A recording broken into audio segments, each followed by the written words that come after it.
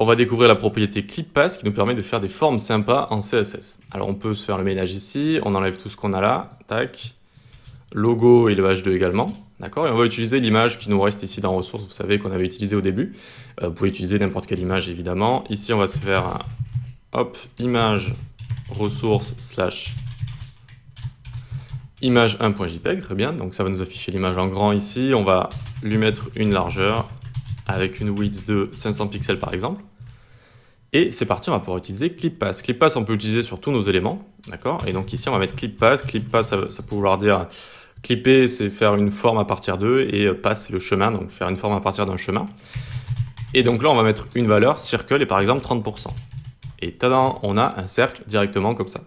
Alors, on sait déjà faire des cercles avec border radius 50%, mais ici, vous voyez, on peut faire un cercle, et on peut gérer la taille de ce cercle. Si je mets 20%, 10%, donc ça va être le rayon qui va être égal à 10% de la largeur de l'élément, d'accord. Donc là, hop, 30%, 40%, et plus ça augmente, plus à un moment, en fait, voilà, ça va commencer à faire, le cercle va être plus grand que l'élément, c'est normal, et si je mets 60%, le rayon fait 60% de la largeur, ça commence à être trop grand, et si je mets même 70%, tac, le cercle, en fait, il faut imaginer qu'il est plus grand que l'élément.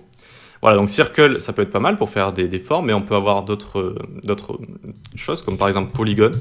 Alors polygone, ça fonctionne avec à chaque fois des coordonnées sur x et sur y. Par exemple ici, je peux lui mettre 50%, 0%. Ça veut dire 50% sur x, 0% sur y. Donc on imagine qu'on a là où j'ai ma souris, si vous voulez. D'accord. Donc ça c'est pour faire le triangle, c'est plutôt facile, donc je peux le retenir par cœur.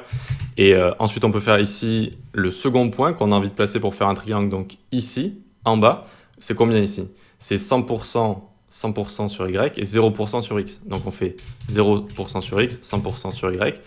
Et enfin, donc, on a envie d'avoir le dernier point qui va être, tac, ici. Il va être à 100% sur x et 100% sur y. 100% sur x, 100% sur y. Donc, on fait ici 100%, 100%. Hop, alors 100%, 100%.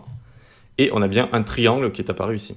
D'accord? Donc, on peut le refaire ensemble si vous voulez, c'est-à-dire 50% sur x, ici, 0% sur y, vu que sur y de haut en bas, on est à 0%. D'accord? Donc, c'est 50% de toute la largeur de l'élément.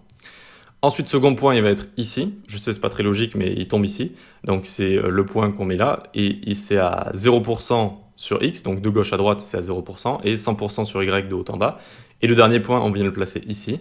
100% sur x, 100% sur y, et ça nous donne ce triangle.